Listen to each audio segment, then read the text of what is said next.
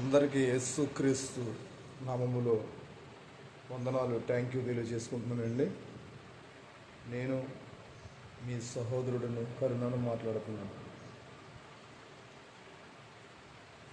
ఈ వీడియో చేయడానికి కారణం యేసుక్రీస్తు ప్రభువుని బట్టి నేను ఎంతో అతిశయిస్తూ ఆనందించుతూ ఎంతో సంతోషముగా ఉన్నాను. మీరు సంతోషముగా ఉండాలని ఈ వీడియో చేస్తున్నాను. యేసుక్రీస్తు చాలా గొప్పవాడండి, మంచివాడు,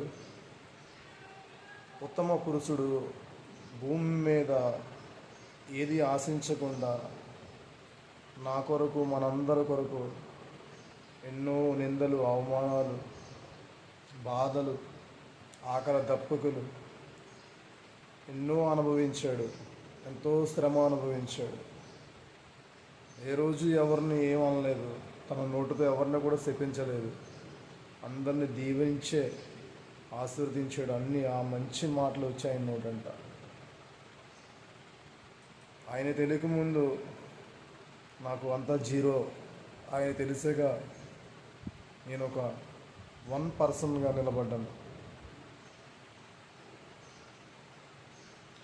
యేసుక్రీస్తు బతికిన కాలంలో ఆయన పరిచర్య చాలా గొప్పది.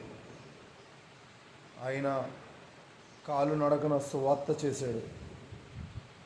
ప్రేమైన క్రైస్తవులారా, ప్రేమైన నా ఇస్మాయిల్ ముస్లిం సోదరులారా, ప్రేమైన నా హైందవ సహోదరులారా, యేసుక్రీస్తు కాలంలో ఆయన ఎందరినో స్వస్థపరిచాడు, రోగులని స్వస్థపరిచాడు.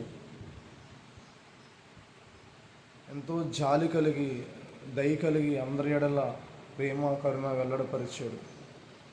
తన బ్రతుకు కాలంలో ఏది భూమి మీద కోరుకోలేదు. తన జీవితం అంతా మన కొరకే సాక్రిఫై చేశాడు. అలాంటి యేసుక్రీస్తుని గురించి నేను చెప్తున్న నాకు చాలా ఆనందకరంగా ఉంది. యేసుక్రీస్తు ఒక దేశానికి, ఒక మతానికి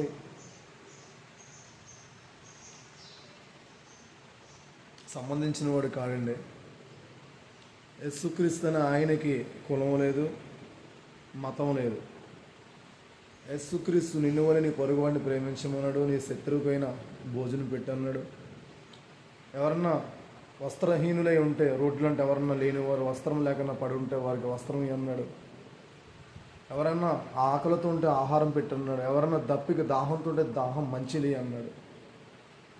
ఈ మంచి పనులు చేస్తే దేవుడికి అప్పిచ్చేవారు అన్నాడు మనల్ని.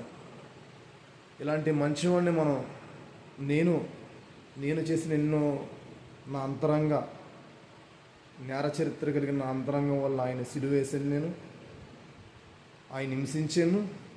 ఆయన చావునకు కారణం నేనే అయ్యాను.